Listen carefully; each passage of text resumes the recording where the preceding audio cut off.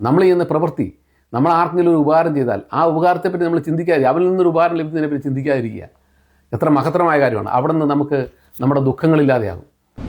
എനിക്കിത് വായിച്ചപ്പോൾ എൻ്റെ മനസ്സിൽ ഒരിക്കലും അങ്ങനെ ഒരു യുദ്ധത്തിന് പ്രചോദിപ്പിക്കുന്ന ഒരു ആശയമായി തോന്നിയില്ലെന്ന് മാത്രമല്ല, അത് എന്നെ സംസ്കരിക്കാൻ, എന്നെ ശുദ്ധീകരിക്കാൻ ഉപകരിക്കുന്ന ഒന്നായിട്ടാണ്. ഇദ്ദേഹം ശരിക്കും പെരിന്തൽമണ്ണക്കാരനാണ്, പെരിന്തൽമണ്ണ സ്വദേശിയാണ്. ഇദ്ദേഹത്തിൻ്റെ മകളാണ് എനിക്ക് ഈ പുസ്തകം തന്നത്. പ്രിയമുള്ളവരെ, ഞാൻ ഈ കഴിഞ്ഞ 35 വർഷങ്ങൾക്ക് മുമ്പ് ഭഗവത്ഗീതയും അതോടൊപ്പം തന്നെ മഹാഭാരതവും വായിച്ചിട്ടുണ്ട്.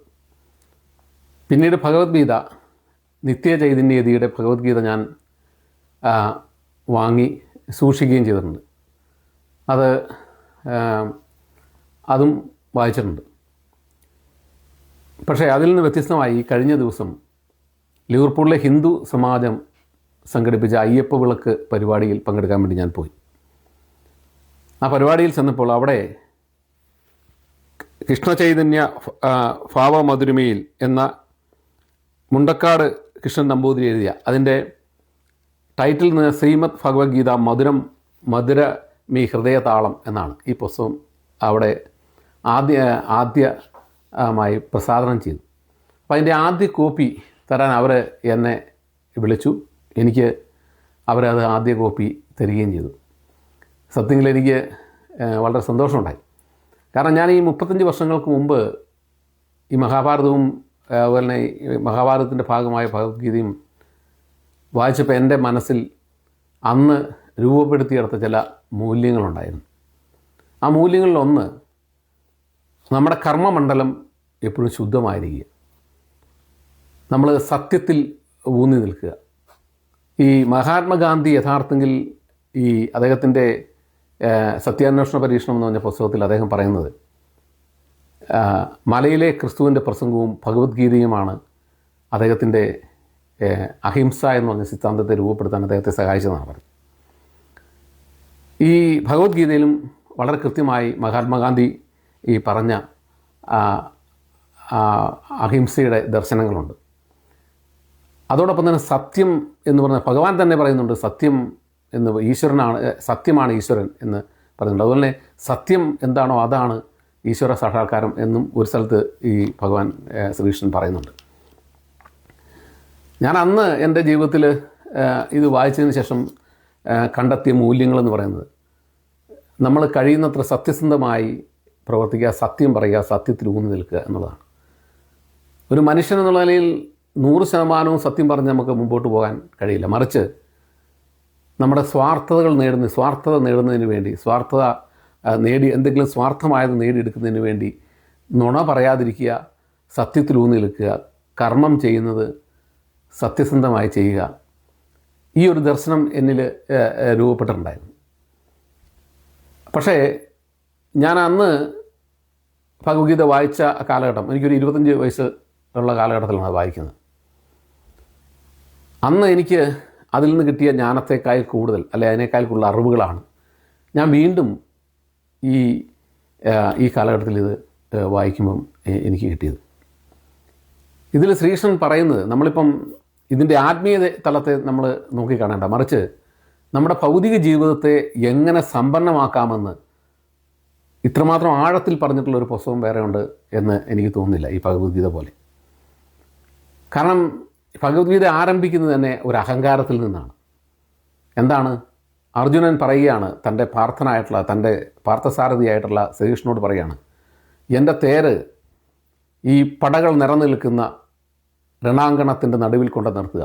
ഇവിടെ 2 വിഭാഗം, പാണ്ഡവരും കൗരവരും 2 സൈഡിലും എല്ലാത്തിനും ശക്തിയോടും കൂടി, ആയുധങ്ങളോടും കൂടി അണിനിരന്നിരിക്കുകയാണ്.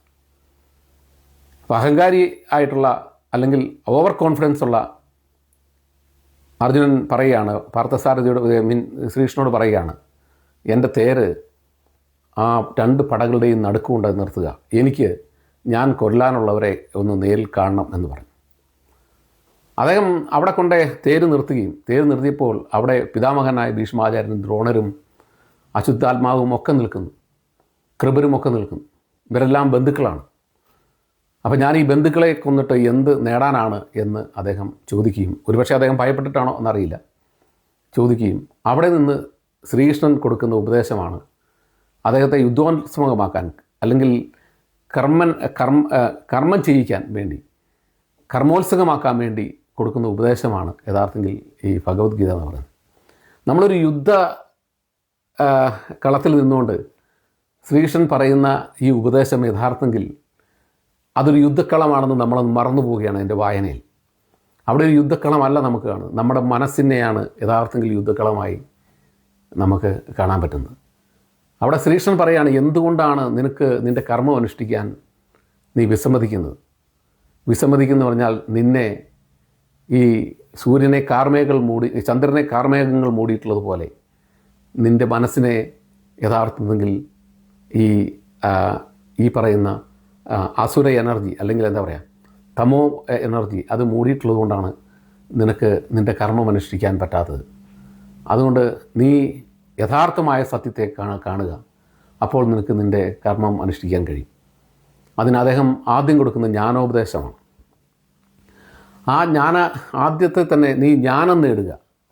ഏതൊരു മനുഷ്യനോടും നമുക്ക് ആ പുസ്തകം വായിച്ച് തീരുമ്പോൾ പുസ്തകം വായിക്കുമ്പോൾ നമുക്ക് കിട്ടുന്ന ഒരു അനുഭൂതി എന്ന് പറയുന്നത്, യഥാർത്ഥത്തിൽ നമ്മളീ മറ്റ് മതപുസ്തകങ്ങൾ പലതും വായിക്കുമ്പോൾ അതിലെ സ്വർഗനരക സങ്കല്പങ്ങൾ നമ്മളെ വേട്ടയാടുന്നുണ്ടെങ്കിൽ, ഇതങ്ങനെയല്ല. നമ്മുടെ മനസ്സിൻ്റെ ഉള്ളിലേക്ക്, നമ്മുടെ മനസ്സിനെ ശരിയായ അർത്ഥത്തിൽ നമ്മുടെ മനസ്സിലേക്ക് വെളിച്ചം വരുന്ന ഒരു പുസ്തകമാണിത്. അപ്പോൾ നീ ജ്ഞാനം സമ്പാദിച്ചു കഴിയുമ്പോൾ ആ ജ്ഞാനത്തിൻ്റെ അടിസ്ഥാനത്തിൽ കർമ്മോത്സുകനാകുക, കർമ്മം അനുഷ്ഠിക്കുക. അവിടുന്ന് നീ യോഗിയാകുക, യോഗക്ഷേമത്തിൽ ലയിക്കുക. ആ യോഗക്ഷേമം സാംശീകരിച്ച ശേഷം നീ അനന്തമായ ബ്രഹ്മത്തിൽ ലയിക്കുക എന്നാണ് യഥാർത്ഥത്തിൽ ഇത് പറയുന്നത്. അതിലൂടെ ഇതിൻ്റെ അവസാന സ്ഥലത്ത് വിദ്യാഭ്യാസത്തെ പറ്റി കൃഷ്ണൻ പറയുന്നു. എങ്ങനെയാണ് ജ്ഞാനം നേടേണ്ടത്? ജ്ഞാനം ഉള്ളവരുടെ അടുത്ത് പോയി അവരിൽ നിന്ന് ജ്ഞാനം കേട്ടുപഠിക്കണം. അവർക്ക് വേണ്ട സഹായങ്ങൾ ചെയ്തു കൊടുത്ത് അവരിൽ നിന്ന് ജ്ഞാനം സമ്പാദിക്കണം. ആത്യന്തികമായി നമ്മളിൽ വേണ്ടത് ഈ പറയുന്ന ജ്ഞാനബോധത്തോടെ നമ്മൾ കർമ്മം അനുഷ്ഠിക്കുക, നിസ്സംഗമായ ഒരു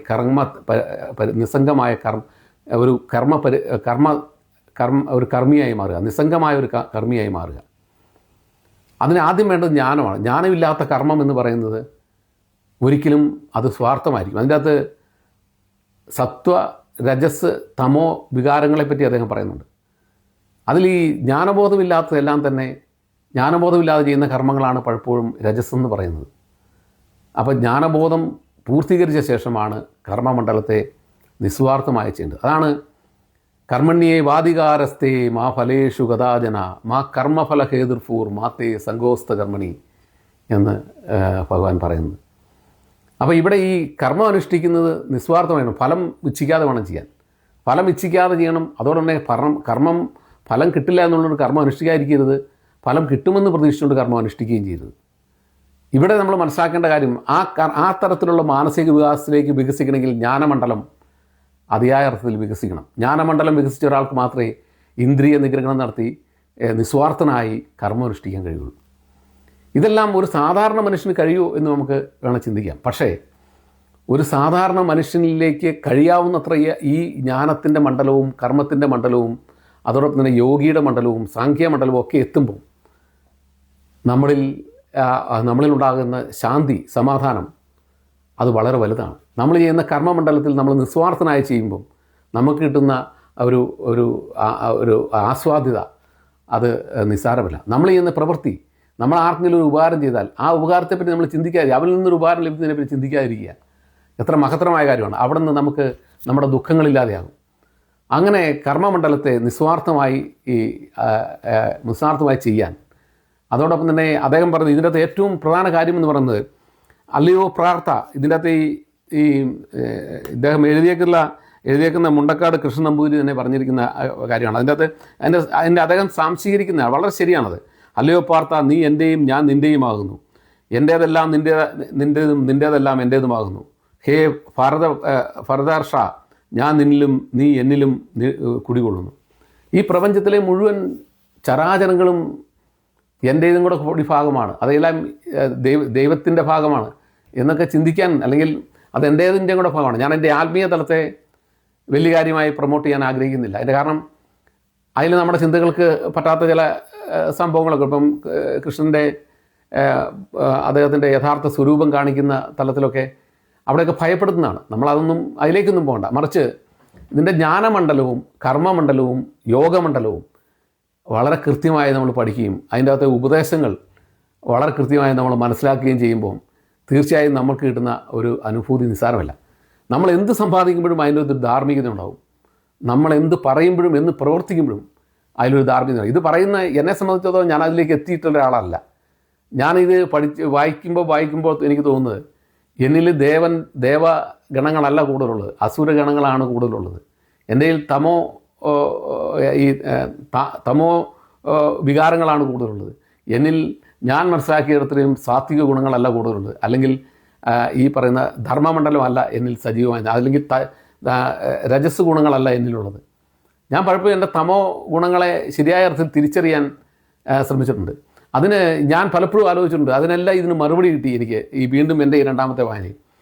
ഞാൻ ഇഷ്ടപ്പെടാത്ത ചിന്തകൾ എങ്ങനെ എന്നിൽ വരുന്നു ഞാൻ പലപ്പോഴും ചിന്തിക്കാറുണ്ട്.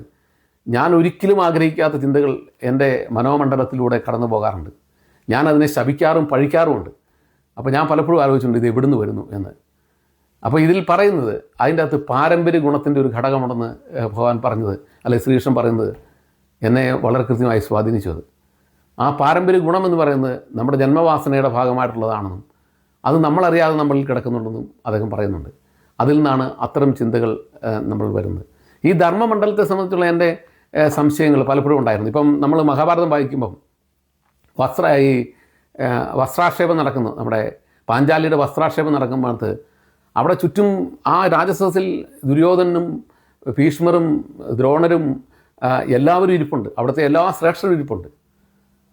അവരെല്ലാം ഓരോ ഡെഫിനിഷൻ പറയുകയാണ് ഇത് നടക്കുമ്പോൾ. ഈ പാഞ്ചാലി ചോദിക്കുകയാണ്, നിങ്ങൾ ഈ കാണിക്കുന്ന അനീതിയല്ലേ ഒരു സ്ത്രീയോട് എന്ന് ചോദിക്കുമ്പം വിതുരർ പറയുന്നു ധർമ്മം ഒരിക്കലും നശിക്കുന്നില്ല, അതെന്നും നിലനിൽക്കുമെന്നും. പക്ഷേ അതിനെ പ്രിവെൻറ്റ് ചെയ്യാൻ കഴിയുന്നില്ല. അതുപോലെ ഭീഷ്മാചാര്യർ പറയുന്നു ധർമ്മസ്യ തത്വം നിഹിതം ഗുഹയാം മഹാജന യോഗെ മഹാജനങ്ങൾ പോകുന്ന വഴിയെ മഹാജനായ എന്ന് പറഞ്ഞാൽ വിട്ടുപോയി. അങ്ങനെ നിങ്ങൾ ഈ മനുഷ്യർ വലിയ മഹാന്മാരായിട്ടുള്ള മനുഷ്യരുടെ കാൽപാദങ്ങളാണ് പിന്തുടരേണ്ടത് എന്ന് ഭീഷ്മർ പറയുന്നു. അതുപോലെ തന്നെ അവിടെ ഇരിക്കുന്ന ഓരോരുത്തരും ഓരോ ഡെഫിനിഷൻസ് ഈ ധർമ്മത്തിന് പറയുന്നുണ്ട്. പക്ഷെ ഞാൻ അപ്പോൾ ചിന്തിച്ചു, എവിടെയാണ് എൻ്റെ ധർമ്മമണ്ഡലത്തെ ഞാൻ കണ്ടെത്തേണ്ടത് എന്ന് ഞാൻ ശ്രദ്ധിച്ചു കഴിഞ്ഞപ്പോൾ ഈ ഭഗവത്ഗീതയിൽ വളരെ കൃത്യമായി പറയുന്നുണ്ട്. ജീവാത്മാവെന്ന് പറഞ്ഞാൽ നമ്മുടെ ഭൗതിക ശരീരം, അപ്പുറേ നിൽക്കുന്ന ഒരു ഉൾവിളിയുണ്ട്. ആ ഉൾവിളിയാണ് കേൾക്കേണ്ടത്, അതാണ് ധർമ്മം എന്ന് പറയുന്നുണ്ട്. അപ്പോൾ പലപ്പോഴും എനിക്ക് ആ ധർമ്മത്തെ ഫോളോ ചെയ്യാൻ കഴിയുന്നുണ്ട്. കാരണം എന്ന് വെച്ച് കഴിഞ്ഞാൽ നമ്മൾ ചെയ്യുന്ന തിന്മകൾ നമ്മളെ തന്നെ നമ്മുടെ പരമാത്മാവിൽ നിന്ന് നമ്മളറിയാത്ത, അല്ലെങ്കിൽ നമുക്കപ്പുറേ നിൽക്കുന്ന, അതിൻ്റെ ദൈവമെന്നോ എന്തുവേണമെങ്കിലും വിളിക്കാം. പക്ഷേ ഞാൻ അതിൻ്റെ ദൈവസങ്കല്പത്തിലേക്കൊന്നും പോകുന്നില്ല. കാരണം അത് പ്രകൃതിയിൽ നിന്ന് എനിക്ക് കിട്ടിയിട്ടുള്ളതാണെന്നാണ് ഞാൻ ധരിക്കുന്നത്. എന്താണെങ്കിലും എൻ്റെ ചിന്തകൾക്കപ്പുറേ, അല്ലെങ്കിൽ എൻ്റെ ലിമിറ്റേഷൻസും എൻ്റെ കൺട്രോളിനും അപ്പുറേ നിൽക്കുന്ന ഒന്ന് എന്നിലുണ്ട്. അതിൻ്റെ ശബ്ദം ഞാൻ കേൾക്കുന്നുണ്ട് ഞാൻ അനീതി പ്രവർത്തിക്കുമ്പോൾ. ആ ശബ്ദമാണ് യഥാർത്ഥത്തിൽ എൻ്റെ ധർമ്മം എന്ന് ഞാൻ തിരിച്ചറിയും. ആ ധർമ്മമണ്ഡലത്തിൽ ഞാൻ ഉറച്ച് നിൽക്കാനും ശ്രമിച്ചിട്ടുണ്ട്. പക്ഷേ പലപ്പോഴും ഈ പറയുന്ന തമോ ഗുണങ്ങൾ എന്നെ വീണ്ടും വേട്ടയാടുന്നു. കാരണം എൻ്റെ ജന്മം എന്ന് പറയുന്നത് ഒരുപക്ഷെ തമോ ഗുണത്തിലാണെന്ന് ഞാൻ പിന്നെ തിരിച്ചറിയും. ഞാൻ അതിൽ നിന്ന് പരിക്രമണം നടത്തി സാത്വിക ബോധത്തിലേക്ക് ഉയരേണ്ടതാണ്. അല്ലെങ്കിൽ ആ സാത്വികമായ ചിന്തയിലേക്ക് ഉയർന്ന് യഥാർത്ഥമായ ജ്ഞാനത്തിലൂടെ ധർമ്മത്തിലേക്ക് എത്താൻ, ധർമ്മം പ്രവർത്തിച്ച് ഒരു സർവസംഘ പരിത്യാഗിയായി, അല്ലെങ്കിൽ എന്താ പറയുക, ഒരു സ്ഥിതപ്രജ്ഞ അവസ്ഥയിൽ എത്താനുള്ള ഒരു അന്വേഷണം നമുക്ക് നടത്താൻ പ്രചോദനമാകുകയാണ് ഈ പുസ്തകം എന്ന് പറയുന്നത്. അപ്പോൾ ഇത് യഥാർത്ഥത്തിൽ ഈ ഭഗവത്ഗീതയുടെ കാമ്പ് ഞാൻ വായിച്ചതിൽ എനിക്ക് മനസ്സിലായത്, നമ്മൾ ജ്ഞാനം നേടി കർമ്മമണ്ഡലത്തിൽ സത്യസന്ധമായി പ്രവർത്തിച്ച് അതിലൂടെ യോഗിയായി, സ്വാത്വികനായി, അതിലൂടെ യഥാർത്ഥമായ സത്യത്തിലേക്ക് എത്തുക എന്നുള്ളതാണ്. ആ സത്യത്തിന് വേണമെങ്കിൽ ദൈവം എന്ന് വേണമെങ്കിൽ പറയാം, അല്ലെങ്കിൽ എന്തും പറയാം. ആ സത്യം എന്ന് പറയുന്നത് ആ സത്യം എന്ന് പറയുന്നത് എന്തോ അതാണ് യഥാർത്ഥമായിട്ടുള്ള ദൈവം. ഞാൻ ആ സത്യത്തെ എന്താണോ സത്യം എന്ന് മനസ്സിലാക്കി അവിടെ സ്റ്റിക്ക് ഓൺ ചെയ്യാനാണ് ഞാനെപ്പോഴും ശ്രമിച്ചിട്ടുള്ളത്. അതുകൊണ്ട് അതിൻ്റെ കാമ്പെന്ന് പറയുന്നത് ഇതാണ്. ഇത് യഥാർത്ഥത്തിൽ ആളുകൾ യുദ്ധത്തിന് പ്രചോദിപ്പിക്കുകയാണെന്നൊക്കെ പറയുന്നത് ഇതിൻ്റെ അകത്ത് എനിക്കിത് വായിച്ചപ്പോൾ എൻ്റെ മനസ്സിൽ ഒരിക്കലും അങ്ങനെ ഒരു യുദ്ധത്തിന് പ്രചോദിപ്പിക്കുന്ന ഒരു ആശയമായി തോന്നിയില്ലെന്ന് മാത്രമല്ല, അത് എന്നെ സംസ്കരിക്കാൻ, എന്നെ ശുദ്ധീകരിക്കാൻ ഉപകരിക്കുന്ന ഒന്നായിട്ടാണ്. ഇദ്ദേഹം ശരിക്കും പെരിന്തൽമണ്ണക്കാരനാണ്, പെരിന്തൽമണ്ണ സ്വദേശിയാണ്. ഇദ്ദേഹത്തിൻ്റെ മകളാണ് എനിക്ക് ഈ പുസ്തകം തന്നത്. ഇദ്ദേഹത്തിൻ്റെ മകളുടെ നിഷ എന്ന് പറയുന്ന ആളാണ് എനിക്ക് ഈ പുസ്തകം തന്നത്. എന്തായാലും എന്നെ ഈ പുസ്തകം തരാൻ നിങ്ങൾ സെലക്ട് ചെയ്തതിനും അതോടൊപ്പം തന്നെ ഇതൊന്നുകൂടി വായിക്കാനും എൻ്റെ മനസ്സിനെ കുറച്ചുകൂടി നന്മയിലേക്കും ജ്ഞാനമണ്ഡലത്തിലേക്കും ആ ജ്ഞാനമണ്ഡലത്തിലൂടെ കർമ്മമണ്ഡലത്തിലും എനിക്ക് നിസ്വാർത്ഥമായി പ്രവർത്തിക്കാൻ ചെറുതെങ്കിലും ഒരു പ്രചോദനമായിട്ടുണ്ട്. തീർച്ചയായിട്ടും ഇതൊന്നുകൂടെ കഴിയുന്നൊരു വായിക്കുക. അതോടൊപ്പം തന്നെ ഈ പുസ്തകം വളരെ ലളിതവുമാണ്. ഇത് ഏത് സാധാരണക്കാരൻ, ഞാൻ സംസ്കൃതമൊന്നും പഠിച്ചിട്ടില്ല, പക്ഷേ ഈ സംസ്കൃതത്തിൽ അദ്ദേഹം നന്നായി പറഞ്ഞ ശേഷം ആ സംസ്കൃതത്തിൻ്റെ അതേ മലയാളം പറഞ്ഞിട്ട് പിന്നീട് വളരെ നന്നായി ഡിസ്ക്രിപ്ഷൻ കൊടുത്തിട്ടുണ്ട്. അതിമനോഹരമായ പുസ്തകമാണിത്. നിങ്ങൾ താല്പര്യമുള്ളവർ വാങ്ങിക്കുക. ഇതിൻ്റെ 700 രൂപയാണ് വില പറഞ്ഞിരിക്കുന്നത്. ഞാനതിൻ്റെ ഫോൺ നമ്പർ താഴെ ഇടാം. ഫോൺ നമ്പർ പറഞ്ഞേക്കാം: 944 73 25 493. ഇദ്ദേഹം മലപ്പുറം ജില്ലയിലെ പെരിന്തൽമണ്ണയ്ക്കടുത്ത് എരവിമംഗലം മുണ്ടക്കാട് മനയിൽ 1941 ജനനം. പിതാവ് തുപ്പൻ നമ്പൂതിരി, മാതാവ് ഉണ്ണിമ അന്തർജനം. തികഞ്ഞ സാത്വികനും കർമ്മയോഗിയും പൊതുകാര്യ തൽപരനുമായിരുന്ന പിതാവിന് കീഴിൽ വളരെ ചെറുപ്പത്തിൽ തന്നെ കുടുംബഭരണത്തിന് നിയുക്തനായി.